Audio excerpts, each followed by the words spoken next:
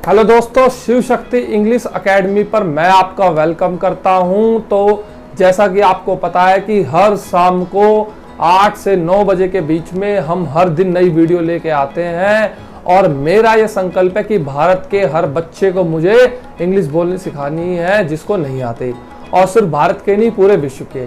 तो आप मेरी वीडियोस को पाने के लिए चैनल को सब्सक्राइब करो और वीडियो को ज़्यादा से ज़्यादा लाइक करें। तो चलिए स्टार्ट करते हैं आज का हमारा वीडियो लेक्चर और आज के हमारे सेंटेंसेस देख लेते हैं।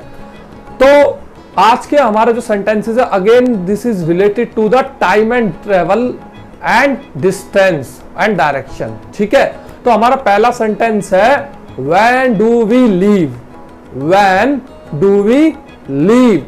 दोस्तों आपको पता है कि repetition is the key to fluency, तो आपको रिपीट साथ में करते जाना है मेरे। व्हेन डू वी लीव, इसका मतलब क्या होता है? हम कब जा रहे हैं, हम कब जा रहे हैं। तो इसमें सब्जेक्ट क्या है दोस्तों? सब्जेक्ट मैंने आपको बताया था, सब्जेक्ट होता है कहानी का हीरो जिसके ऊपर चल रही होती है बात। तो इसमें किसकी बात हो रही है? वी की, हम की। तो सब्जेक्ट क्या है? हम। उसके बाद में किस तरह का सेंटेंस है ये? तो ये क्या पूछा जा रहा है? क्वेश्चन पूछा जा रहा है। तो ये प्रश्नवाचक सेंटेंस है। तो प्रश्नवाचक सेंटेंस की कैरेक्टरिस्टिक क्या है? ये सब्जेक्ट है। सब्जेक्ट के आगे क्या आता है? सब्जेक्ट के आगे क्या आता है? Helping verb. सब्जेक्ट के बाद में क्या आता है? Main verb. तो मेन वर्ब क्या है? लीव। हेल्पिंग वर्ब क्या है? डू, क्योंकि डू किसके साथ आता है? आई वी यू दे के साथ क्या आता है? डू। ही शीट के साथ क्या आता है? डज। अगर सिंगुलर होता तो क्या आता है? एस या ईएस। अगर प्लूरल होता तो क्या आता है? सिर्फ एस या ईएस नहीं आता, सिर्फ सिंपल वर्ब आती है। ठीक है दोस्तों, ओके। तो सेंटेंस क्या बनेगा? व्हेन का मतलब होता है कब। तो व्हेन डू वी लीव, मेरे साथ रिपीट करें। When do we leave. When do we leave. When do we leave. When do we leave. When do we leave. दोस्तों रिपीट करना बहुत जरूरी है, क्योंकि आपको अगर फ्लुएंसी चाहिए, लैंग्वेज जो है वो बच्चा कैसे सीखता है? बच्चा सीखता है बोल बोल के, बार बार प्रैक्टिस कर करके, और यही रिपीटिशन टेक्निक से हम इंग्लिश बोलनी सिखाते हैं। ओके, नेक्स्ट सेंटेंस क्या हमारा? Where can I mail this. Where can I mail this, मैं इसे कहां मेल कर सकता हूं? मैं इसे कहां मेल कर सकता हूं? Where can I mail this. Where can I mail this. तो सब्जेक्ट क्या है? सब्जेक्ट क्या है? सब्जेक्ट किसके बारे में बात हो रही है? कौन है? कौन अपने बारे में बात कर रहा है? आई। मैं अपने बारे में बात कर रहा हूं, क्योंकि मैं ही पूछ रहा हूं।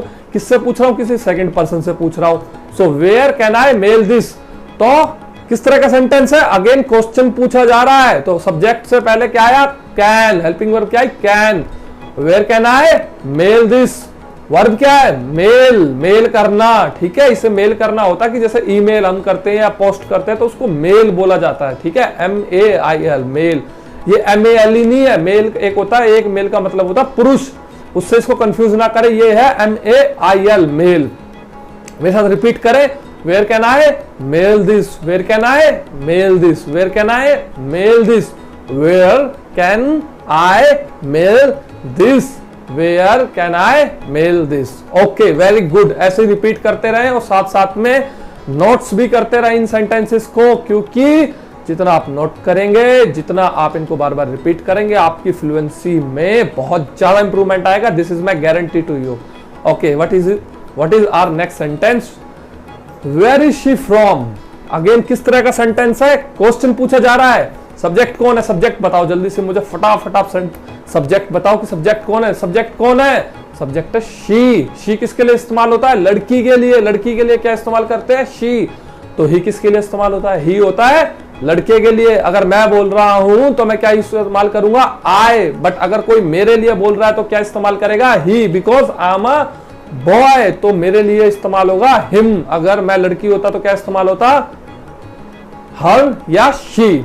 ओके, तो वेयर इज शी फ्रॉम, वो कहां से है? वह कहां से है? कहां से मतलब कि किस स्थान से रहने वाली है? Where is she from. Helping verb क्या है? इज। शी के साथ में क्या आता है? इज आता है। एम किसके साथ में आता है? आई के साथ में। आर किसके साथ में आता है?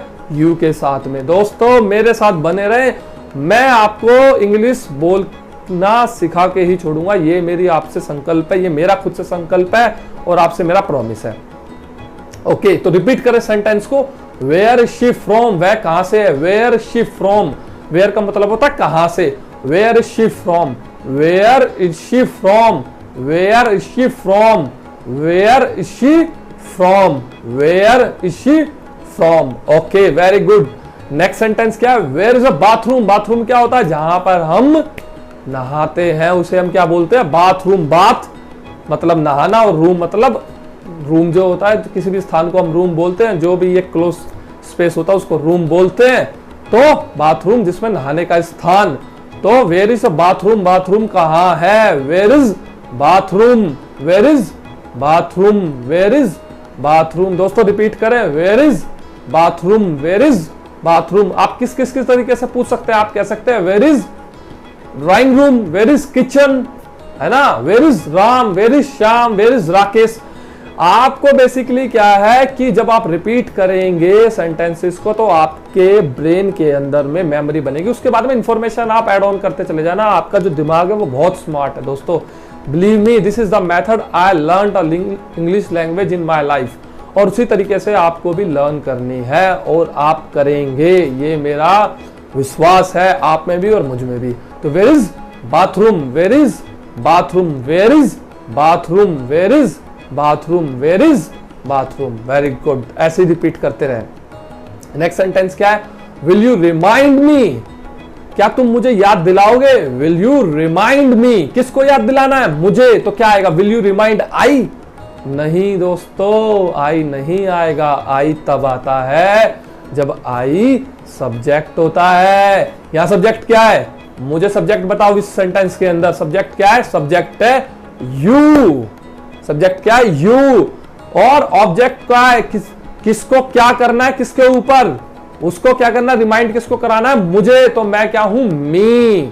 ठीक है, तो विल यू रिमाइंड मी, अगर मैं आपसे बोल रहा हूं तो मैं क्या बोलूंगा कि will you remind me, will you remind me क्या, will you remind me to play cricket. तुम मुझे याद दिलाओगे कि क्रिकेट खेलने जाना है। हालांकि क्रिकेट तो आपको पता सब वैसे ही खेलने चले जाते हैं, किसी को याद नहीं दिलाना पड़ता। तो क्या याद दिलाना पड़ता है, स्टडी करना, इंग्लिश सीखने के लिए लेक्चर देखना। तो will you remind me to watch a English lecture, will you remind me to watch a English lecture of Shiv Shakti English academy. ठीक है दोस्तों, Shiv Shakti English academy is the best English academy to teach a spoken English. ठीक है, भारतवर्ष में भी और विश्व में भी, ये हमें सिद्ध करके दिखाना है। तो will you remind me, will you remind me. Will किस लिए इस्तेमाल आता है, विल इस्तेमाल करते हैं हम फ्यूचर में। फ्यूचर में जब भी हम कोई टेंस बनाते हैं तो विल का यूज होता है दोस्तों। फ्यूचर बहुत आसान है, प्रेजेंट भी बहुत आसान है, पास्ट भी बहुत आसान है। आप बस वीडियोस को पूरा पूरा देखें और उनको रेगुलर देखें, क्योंकि हर शाम को 8 बजे से 9 बजे तक बहुत ज्यादा फिक्स नहीं है, 8 से 9 वेरी कर जाता है, वीडियो आएंगी। आप हर रोज उनको देखें और नोट्स बनाएं और तेज तेज आवाज में रिपीट करें सेंटेंसेस को, कंप्लीट याद कर लें, कंप्लीट याद कर ले सेंटेंसेस को। और फिर आप देखना सिर्फ 1 महीने के अंदर ही आपको इंप्रूवमेंट दिखने लग जाएगा। वैसे तो दोस्तों इंग्लिश लर्निंग या कोई भी लैंग्वेज लर्निंग एक जर्नी है, समय लगता है, लेकिन इंप्रूवमेंट आपको डे 1 से फील होना चालू हो जाएगा। तो रिपीट करें मेरे साथ, will you remind me, will you remind me, will you remind me, will you remind me, will you remind me, will you remind मी। ठीक है दोस्तों, तो ये थे आज के हमारे सेंटेंसेस। आई होप कि आपको जो लेक्चर है वो समझ में आया होगा। आप इन सेंटेंसेस को खूब रिपीट करें और फिर मिलेंगे कल कुछ और सेंटेंसेस के साथ में। तो तब तक के लिए धन्यवाद, थैंक यू, जय हिंद। अपने घरों में सुरक्षित रहें और खुश रहें।